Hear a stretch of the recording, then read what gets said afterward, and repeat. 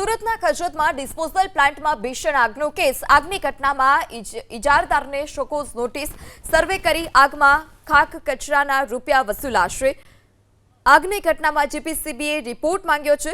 ઇજારદારને notice ફટકારી એજન્સીને blacklist કરવાની તૈયારી, કારણ કે થોડા દિવસ અગાઉ પણ આ પ્લાન્ટમાં આગ લાગી હતી અને ફરી એક વખત આ જ પ્લાન્ટમાં આગ લાગતા હવે આ સમગ્ર મામલે તપાસ પણ કરવામાં આવી રહી છે. વધુ માહિતી સાથે સંવાદદાતા ધનરાજ પણ જોડાયા છે. જી ધનરાજ, આ બીજી વખત આગની ઘટના બની છે, શું વધારે વિગત, શું કાર્યવાહી કરવામાં આવી? જી બિલકુલ, અત્યારે તપાસના ધમધમાટ શરૂ કરાયા છે. ત્યારે ખજોદ ડિસ્પોઝલ પ્લાન્ટની કચરામાં આગને લઈને ઇજારદારને શોકોઝ નોટિસ ફટકારવામાં આવી છે. ફરી સર્વે કરીને બળી ગયેલા કચરાના રૂપિયા છે એ પણ કાપી લેવામાં આવશે. એ પ્રમાણેની અત્યારે હાલ તૈયારીઓ છે કરવામાં આવી રહી છે.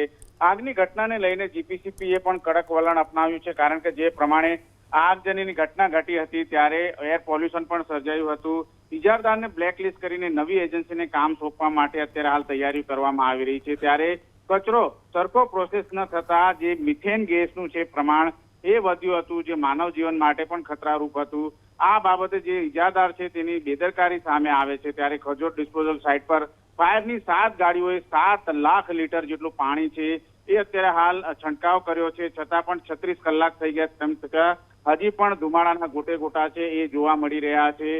જીપીસીબીએ નોટિસ ફટકારી છે અને મોટા ઢગલાઓના નાના પેકેટમાં વહેંચીને માટી લેયરિંગ કરવા માટેની પણ સૂચનાઓ આપવામાં આવી છે. આમ પાલિકા સાઇટને નાના સેક્ટરમાં વહેંચીને જો આ પ્રમાણે જે કરવામાં આવે તો ભવિષ્યમાં આગ લાગે તો નાના કચરામાં આગ લાગે એ પ્રમાણેની ગોઠવણ કરવામાં આવે. વારંવાર આગ લાગી રહી છે, ત્યારે જે પ્રમાણે 213 કરોડનો ઇજારામાં 107 કરોડ ચૂકવાઈ ગયા છે. ત્યારે 1 લાખ ટન કચરો અત્યારે સળગી ચૂક્યો છે. ત્યારે 8 લાખ ટનથી ઓછો કચરો જે રીતે અત્યારે જોવા મળી રહ્યો છે, ત્યારે આ બાબતે જે કચરો સળગી ગયો છે એના રૂપિયા કાપી લેવામાં આવશે. એ પ્રમાણેની તૈયારીઓ અત્યારે પાલિકા દ્વારા કરવામાં આવી છે. જે આ રીતે આગ લાગી છે ત્યારે તમામ બાબતને લઈને કાર્યવાહી તેજ કરાઈ છે.